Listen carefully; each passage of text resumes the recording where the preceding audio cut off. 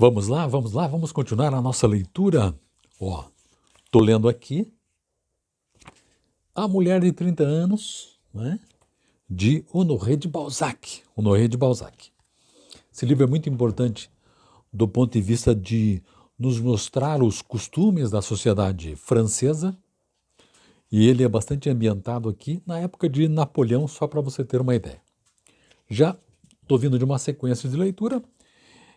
Agora deve ser o sexto ou sétimo vídeo que eu estou gravando sobre essa leitura.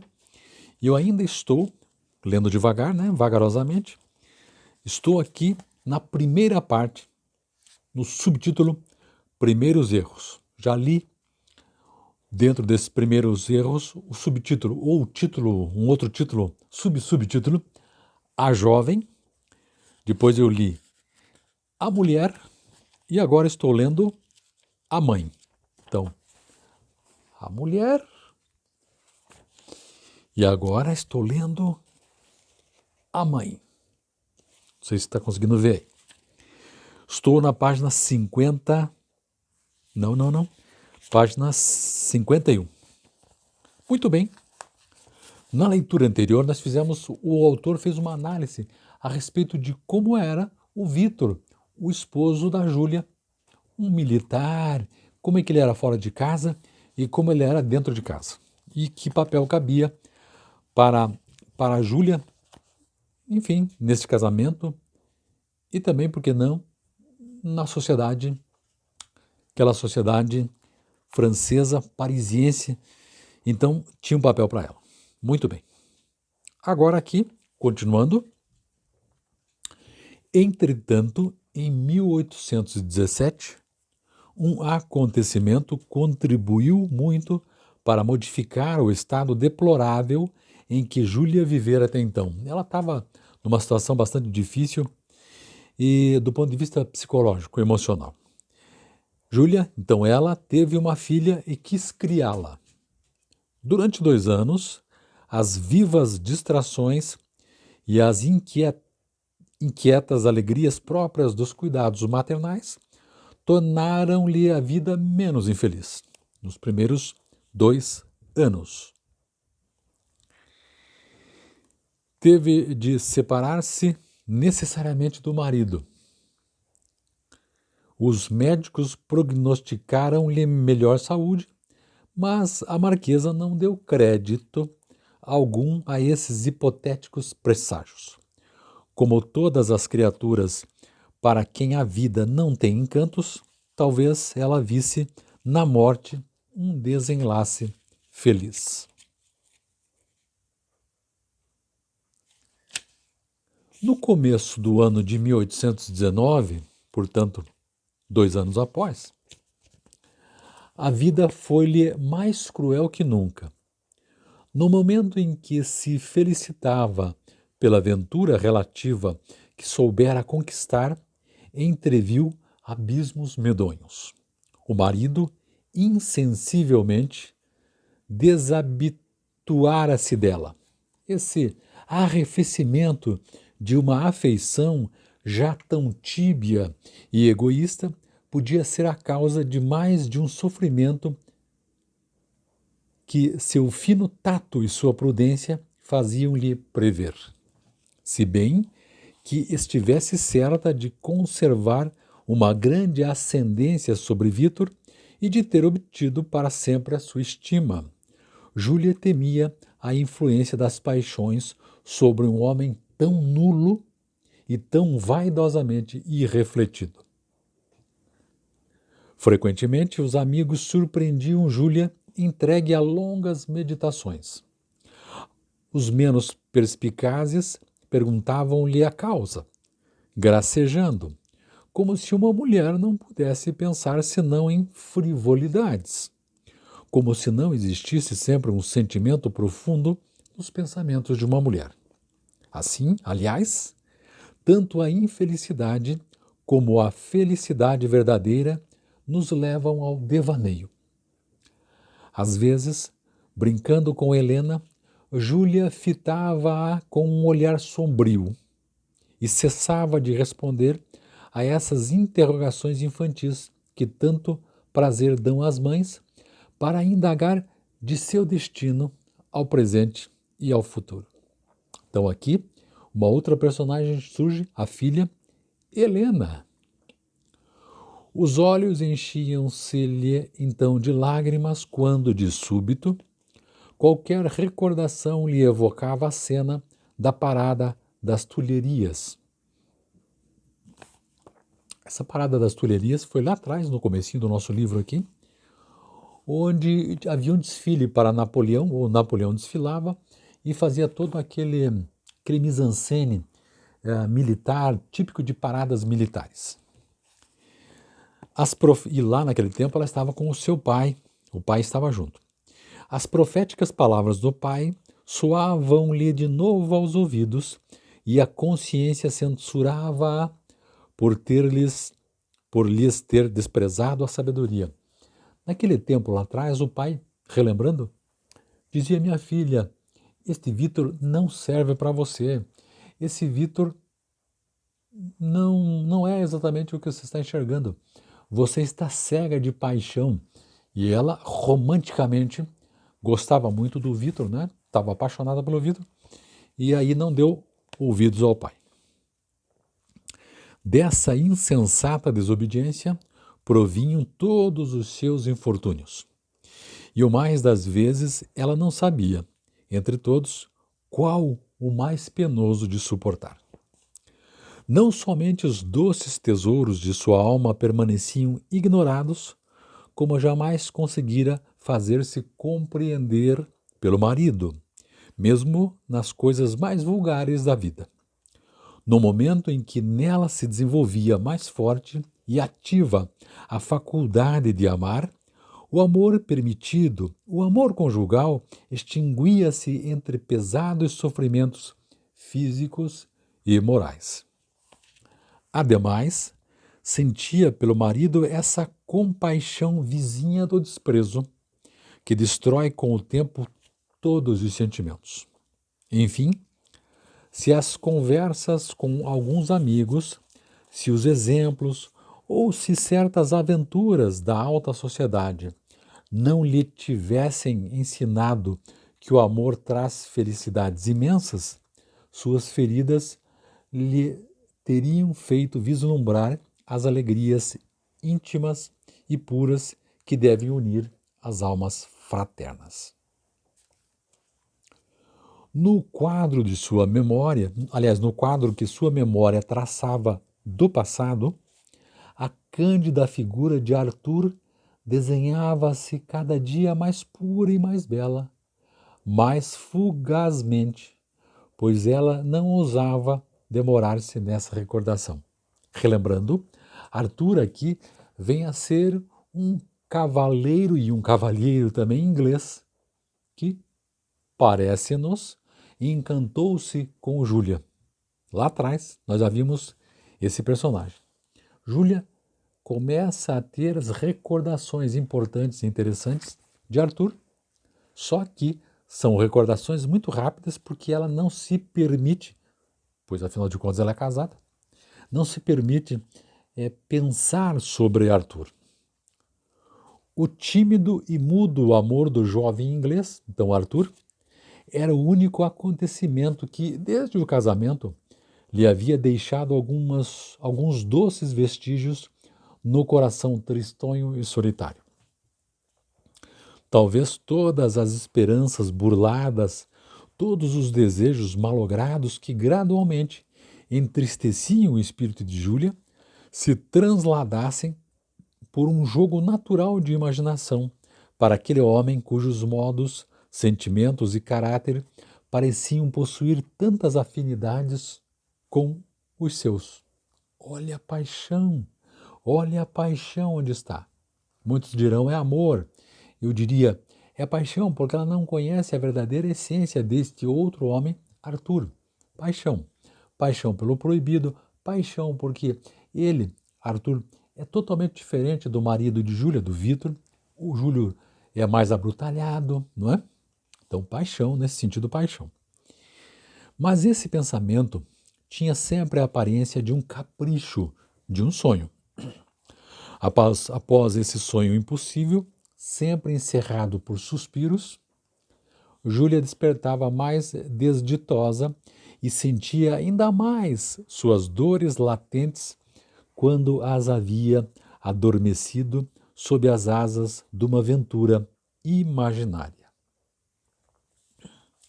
Às vezes, seus queixumes tomavam um caráter de loucura e de audácia. Desejava prazeres a qualquer preço, mas, com mais frequência ainda, permanecia abismada em não sei que estúpido torpor, escutando sem compreender ou concebendo pensamentos tão vagos, tão indecisos, que não encontraria palavras para os traduzir. Ferida nos seus mais íntimos anelos, na vida que idealizara quando jovem, via-se obrigada a sufocar suas lágrimas. A quem poderia queixar-se? Quem a entenderia? Além disso, ela possuía essa extrema delicadeza feminina, esse maravilhoso pudor de sentimento que consiste em calar uma queixa inútil, em não conquistar uma superioridade quando o triunfo há de humilhar o vencedor e o vencido. Aqui uma explicação sempre é necessária. Nós precisamos localizar a personagem Júlia naquele tempo, naquele momento histórico. As mulheres, claro, obviamente, estavam vivendo um momento como muita gente já viu, mas um momento muito diferente do de hoje. As mulheres eram muito subjugadas. Então, por isso, esse comportamento de Júlia precisa ser entendido nessa concepção histórica. Não é a Júlia hoje, até porque o romance foi escrito há muitos anos e retratava um momento, uma época. Vamos lá? Júlia tentava transmitir sua capacidade, suas próprias virtudes ao senhor d'Aiglemont e vangloriava-se de experimentar a felicidade que lhe faltava. Vamos lá. Esse senhor, relembrando sempre, d'Aiglemont é o esposo dela, o Vítor. Toda a sua finura de mulher era empregada em pura perda, em atenções ignoradas por aquele cujo despotismo perpetuavam. Havia momentos em que ela se sentia embriagada de infelicidade, sem noção de nada, sem freio. Mas, felizmente, uma piedade verdadeira conduzia-a sempre a uma esperança. Refugiava-se no futuro, com uma fé admirável que a fazia de novo aceitar sua dolorosa tarefa. Esses terríveis combates, esses tumultos de alma eram inglórios. Suas longas melancolias eram desconhecidas. Nenhuma criatura lhe recolhia os olhares ternos, as lágrimas amargas vertidas na solidão. Que triste essa vida, que triste essa vida. Os perigos da situação crítica a que tinha chegado insensivelmente pela força das circunstâncias revelaram-se à marquesa em toda a sua gravidade numa noite do mês de janeiro de 1820. Então veja, mais um salto. A última datação era 1819, agora 1820. Quando dois esposos se conhecem perfeitamente e estão habituados um com o outro, quando uma mulher sabe interpretar os mínimos gestos de um homem e é capaz de penetrar os sentimentos ou as coisas que ele lhe oculta, luzes súbitas jorram muita vez após reflexos ou observações precedentes, fruto do acaso ou originariamente feitas com indiferença. Muitas vezes uma mulher desperta de repente à beira ou no fundo de um abismo. Assim a marquesa, feliz por se encontrar só, havia alguns dias descobriu o segredo de sua solidão. inconstante ou enfadado, generoso ou compassivo para com ela, o marido não mais lhe pertencia. Nesse momento, ela não pensou mais em si, nem nos seus sofrimentos, nem nos seus sacrifícios. Foi apenas mãe e encarou a fortuna, o futuro, a felicidade da filha. Sua filha, a única criatura que lhe proporcionava um pouco de felicidade. Sua Helena, o único bem que aprendia a vida. Agora, Júlia desejava viver para preservar a filha do jugo medonho do qual uma madrasta poderia sufocar a vida daquele ente querido. A essa nova previsão de um futuro sinistro, ela caiu numa dessas ardentes meditações que devoram anos de vida. Daí em diante, entre ela e o marido, deveria haver um mundo de pensamentos cujo peso só ela suportaria. Até então, certa de ser amada por Vítor, marido, na medida em que ele era capaz de amar, ela se dedicara a uma felicidade que não partilhava. Mas agora, já não tendo a satisfação de saber que suas lágrimas davam alegria ao marido, sozinha no mundo, não lhe restava mais que o sofrimento.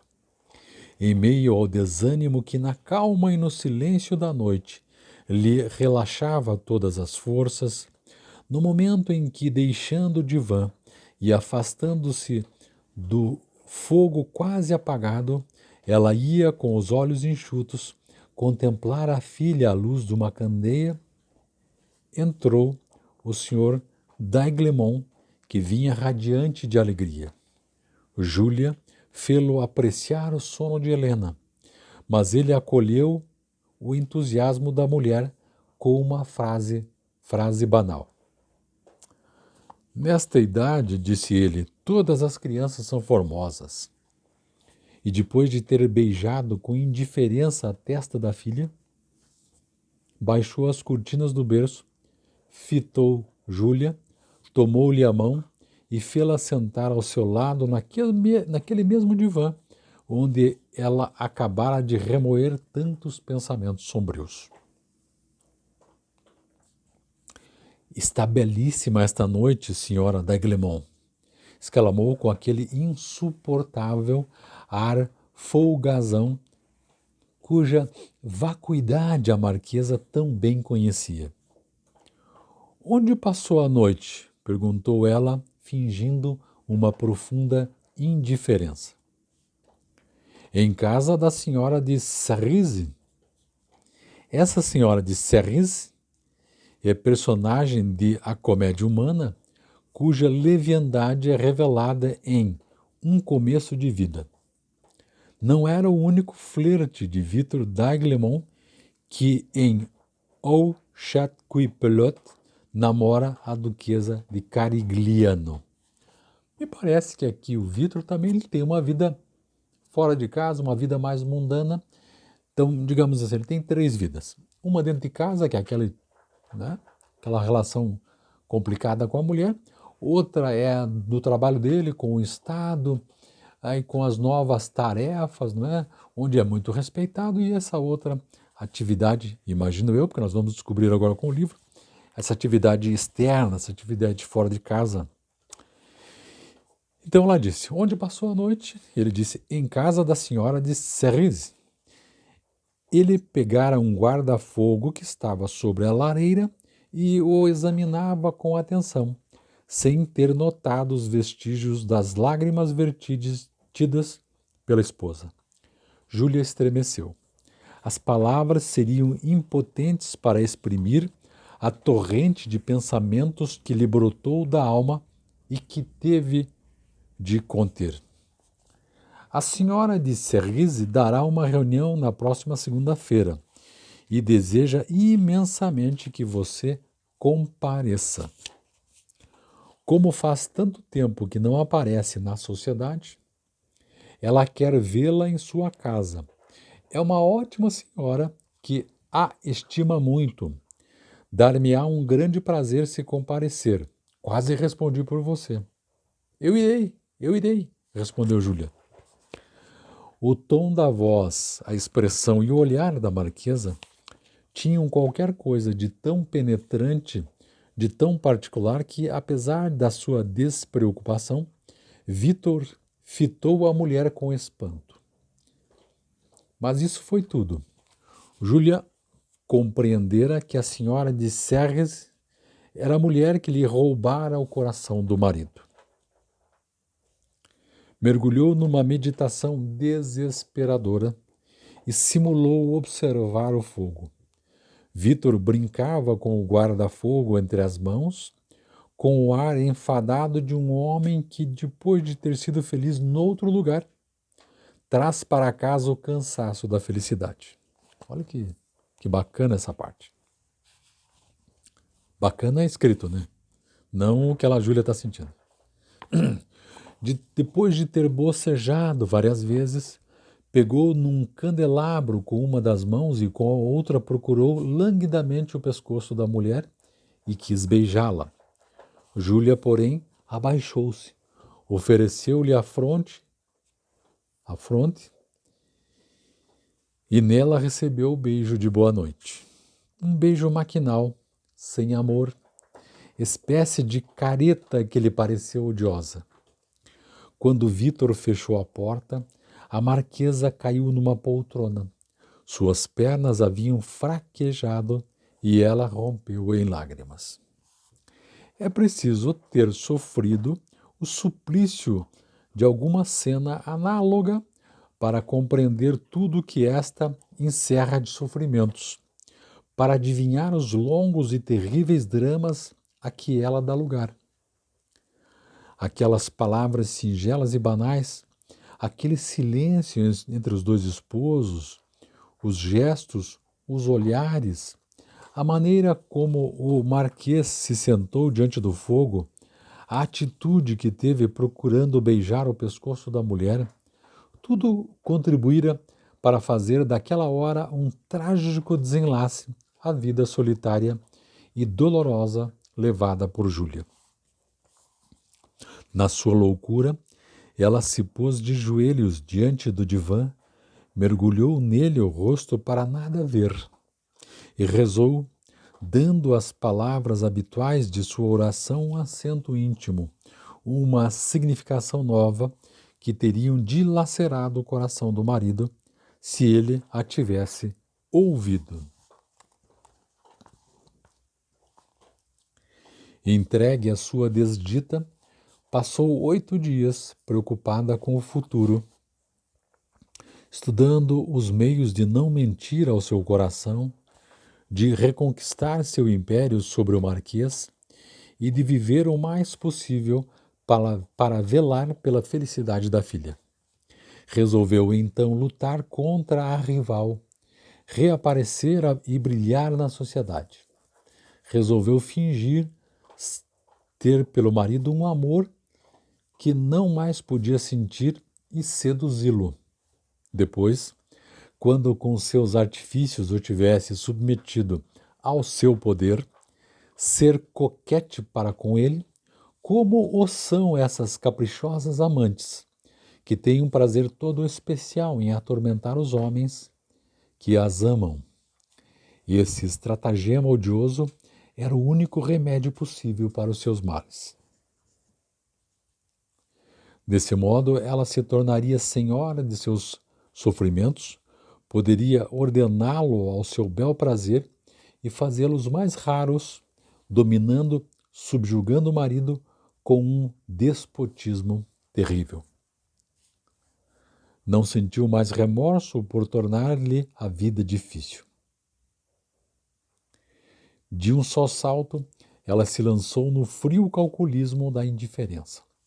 Para salvar a filha, enxergou de súbito todas as perfídias, as mentiras das criaturas que não amam, os embustes da coqueteria e essas atrozes astúcias que tornam tão profundamente aborrecida a mulher, na qual os homens supõem, então, corrupções inatas. Sem Júlia dar-se conta, sua vaidade feminina, seu interesse e um vago desejo de vingança uniram-se ao seu amor maternal para a fazer entrar num caminho onde novos sofrimentos a aguardavam. Contudo, tinha a alma muito bem formada, o espírito muito delicado e, principalmente, era dotada de muita franqueza para permanecer por longo tempo cúmplice dessas fraudes. Habituada a ler em si mesma, ao primeiro passo do vício, que era esse o caminho que tomava, o grito de sua consciência deveria sufocar o das paixões e do egoísmo. Com efeito, numa mulher jovem que ainda tem o coração puro, em que o amor permanece virgem, o próprio sentimento da maternidade está submetido à voz do pudor. O pudor não é toda a mulher, mas Júlia não quis ver nenhum perigo, nenhum erro na sua nova vida. Foi à casa da senhora de Cerise, sua rival, esperava uma mulher desfigurada, abatida. A marquesa pusera carmim e se apresentou num trajar deslumbrante, que ainda mais lhe realçava a beleza.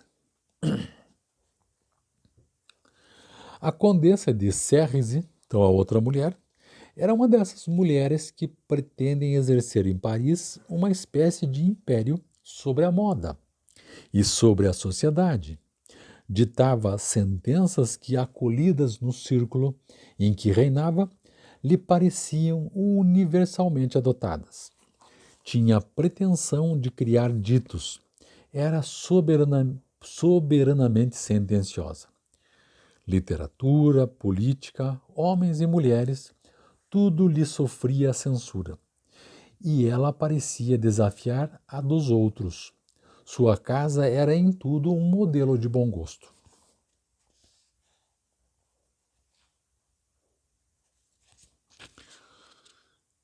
Muito interessante, muito interessante. Então, fazendo um fecho aqui, temos a entrada de mais duas personagens, né? A filha, Helena, e agora a condessa de Cerise, que é uma espécie de mulher apegadora, né? Se podia dizer assim, que é uma espécie de mulher assim que tem um certo controle na sociedade, provavelmente uma mulher de muitas posses também, e que tem um certo controle, inclusive, sobre o próprio marido, o Vitor, da nossa personagem aqui. Tanto é que ele, se bem que a época até, eu acho até que permitia esse tipo de coisa, né? Porque a mulher, a casada, tinha um funcionamento no lar, e se esperava isso dela, de modo que o marido, porque isso foi assim, chegou e já falou que ele estava na casa da fulana. Você vê, e ela não reagiu, não discutiu, caprichosamente ela está se submetendo a essa história toda construída por ele, e ela agora, então eu resumo aqui, e ela agora pretende, por amor à filha, imaginando um futuro para a filha, ela pretende reconquistar o marido, seduzindo-o para fazer frente à amante lá. Então veja que interessante, que papel que ela vai agora exercer daqui para frente. Então, daqui para frente, talvez a gente consiga perceber mais malícia na Júlia, que até então ela não tinha, era uma moça ainda, né, um pouco afeita a, digamos, um traquejo mais feminino de controle da situação e de controle dos homens. No caso aqui, o que interessa a ela é o marido Vitor. Embora ela tenha lá pensamentos ainda com o Arthur, que é aquele inglês que é o oposto do seu marido, o oposto do Vitor. Tá certo? Eu acho que é interessante terminar a leitura por aqui, porque agora, eu estava vendo, nós vamos começar a falar da Condessa de Cerise, né? Então eu não quero misturar com a situação para você refletir sobre a nossa leitura de hoje, tá bom? Parei aqui na página número 58 e retomarei no próximo vídeo a partir de então. Relembrando, esse romance é muito importante e saiu daqui aquela expressão de mulher balzaquiana. Então imagine a Júlia, uma pessoa de 30 anos, então aqui a mulher balzaquiana vem deste livro aqui, do nosso Honoré de Balzac, no livro A Mulher de 30 Anos. A mulher insatisfeita não tem o direito de procurar o amor fora do casamento? Então estamos lendo aí. Acredito que já consegui ler um pouco menos de um terço do livro. Pouco menos de um terço do livro. Vamos continuar. É isso, muito obrigado, um abraço, tchau, tchau.